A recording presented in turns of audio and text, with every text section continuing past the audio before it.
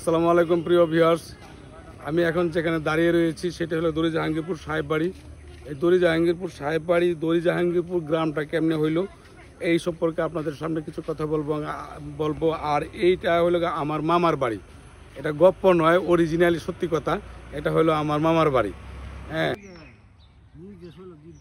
এটি দড়ি জাহাঙ্গীরপুরের সাহেব বাড়ির ঈদগাহ মাঠের মিনার, অত্যন্ত সুন্দর। আর এত বড় বাড়ি, আমি বিষয়টা হলো যে গপ্প নয়, এটা আমার নানু বাড়ি। আপনাদেরকে পুরো বাড়িটা ভিডিও করে দেখাবো।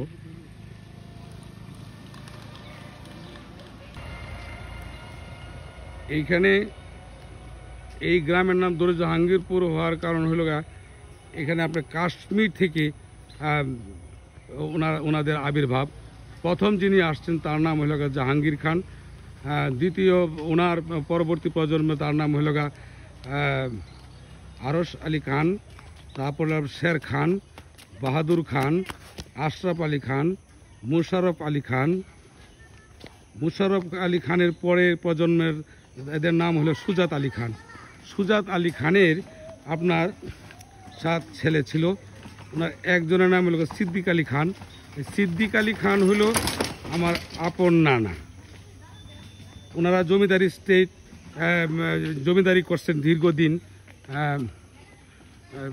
এটাকে দড়ি জাহাঙ্গীরপুর সাহেব বাড়ি বলে। দীর্ঘদিন আপনি জমিদারি স্টেট পালন করছেন।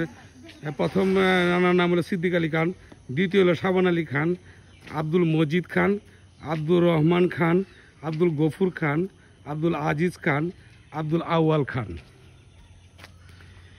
এই বাড়ির বংশধররা অধিকাংশই লন্ডন, আমেরিকা, বিশ্বের বিভিন্ন প্রান্তে, ফ্রান্স, বিভিন্ন প্রান্তে আপনার ছড়ায় ছিটায় আছে। সারা বিশ্বে এই বাড়ির লোকজন আপনার পাড়ি জমাইছে। বিশেষ করে এখানে একটা জিনিস আপনাদেরকে বলতে হয়, এটা হলো ওনাদের বাড়ির জামে মসজিদ, অত্যন্ত সুন্দর। বিশেষ করে বাংলাদেশের যে প্রথম উপজেলা চেয়ারম্যান, এই উপজেলার চেয়ারম্যান আমার মামা, তিনি উপজেলা